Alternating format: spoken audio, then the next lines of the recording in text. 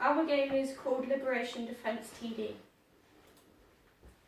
We chose to use Android 6.0.1 as our native system, as this allows us to have a much wider audience, because we find that most people nowadays have an Android phone, and not only does this allow us to have a wider audience, but it also allows us to develop the game much easier, as coding for an Android game is a lot easier than it is for an iOS game. And also it allows us to put it onto the Android store a lot easier, because getting a app authorized onto the Play Store is a lot easier, and there's not as many regulations as there is on the iOS store. We're also focusing on mid to high tier devices, as again this is the kind of device that most people have and often fall in the price range for the devices of our target audience, which is 13 plus. But we also chose this kind of device so that we can make use of the more developed hardware. We also think the average playtime for our game would be around 10 to 20 minutes, as this would allow our players to play on public transport, in their work breaks, in their school breaks, and this would probably allow them on average to get in around 2 to 3 levels. But although there is more means to play for a much longer period of time if you have the time to get into the story, but it's not needed.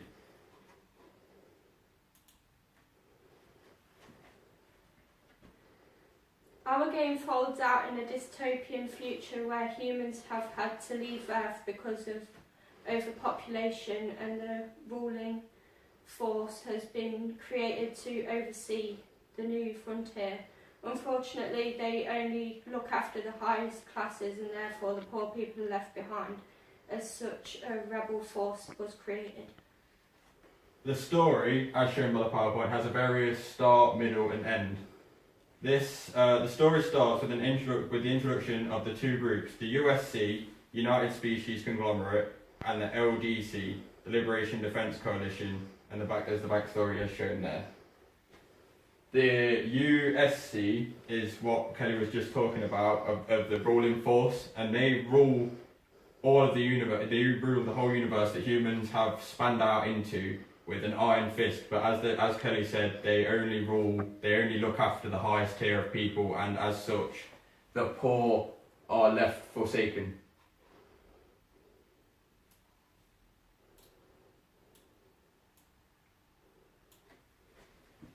The story itself in our game begins with the USC attacking a space station orbiting the city of Arcadia.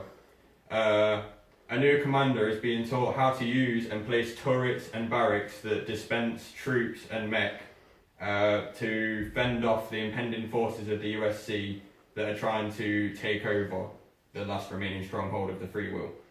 However, in order to progress the story, the USC is too strong at this point and pushes back the rebels to their home planet. But this section is used as a tutorial to teach the player how to use the different mechanics in the game and how to successfully place and upgrade turrets. After losing the battle at the space station, the real story begins. Defensive with the help of the new commander and the assistance of the R&D department, they learn how to upgrade their turrets and units in an all-out war to protect the freedom and safety of Arcadia by placing defences along the path of the attackers. Due to the efforts of the commander in the UNC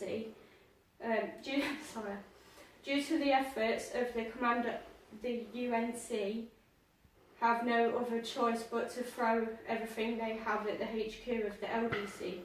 But now the commander is ready with fully upgraded weaponry and is sure the fight will not go like the first.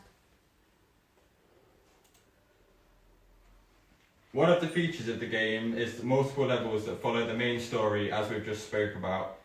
The game takes the player along the side of the LDC, and they have to defend against this force of the USC. They're going to have to think of new strategies throughout the many different levels of the game, as the enemies are going to change and no one plan is going to last.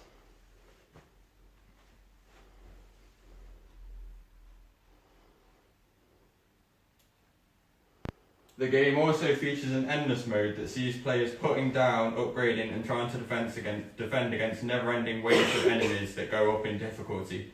This mode will allow friends to compete against each other to try and make it through the most amount of levels, and will also allow the player to get unlockables and upgrades only available in this mode.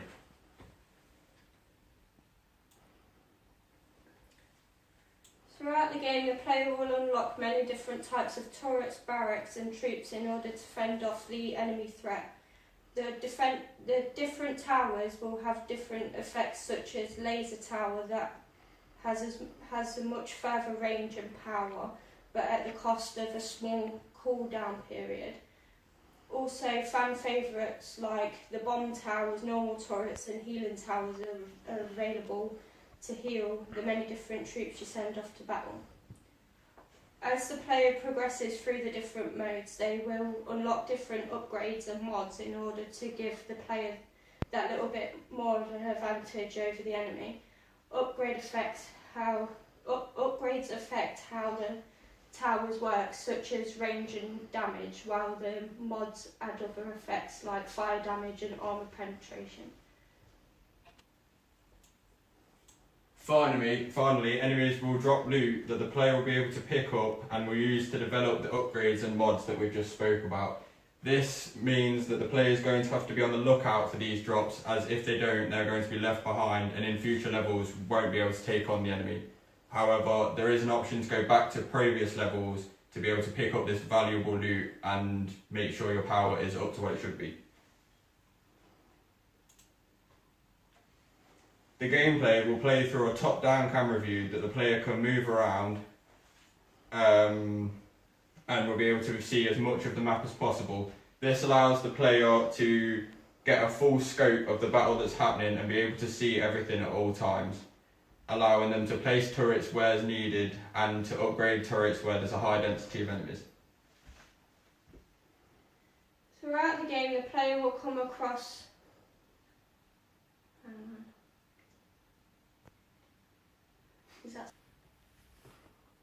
Throughout the game, the player will come across many different waves of enemies, all of which look different and have different resistances, causing the player to have to rethink their strategy to defend against the waves.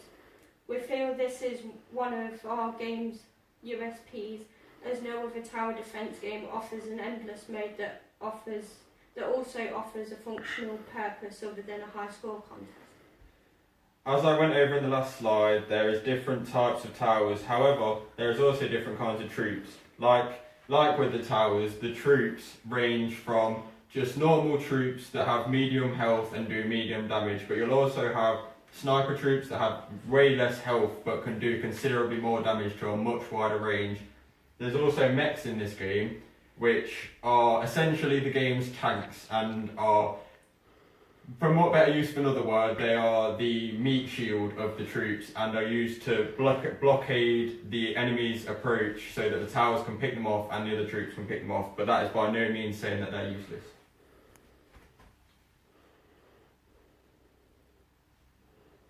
With the level structure, the levels will be spaced out with a main track that the enemies follow, and the player will have to place turrets and troops to defend the base from destruction. In the future, to keep the game fresh and interesting, we have decided to do a few different extension strategies. One of which would be an alternate view of the story, so you'd be playing on the USC side, trying to take over this one remaining planet and crush the rebels. This would give a fresh take on the story and give so many more levels for the player to go through. Another plan we have to put in action is to add more upgrades and turrets to the game. This would mean that the player has more turrets to play with and more strategies to play out. More DLC we're going to implement is a level creator that allows players to create paths and enemy waves for their friends and the community to face. We believe this is unique to our game in the tower defence market, hopefully bringing more fresh players to the community. And that's it.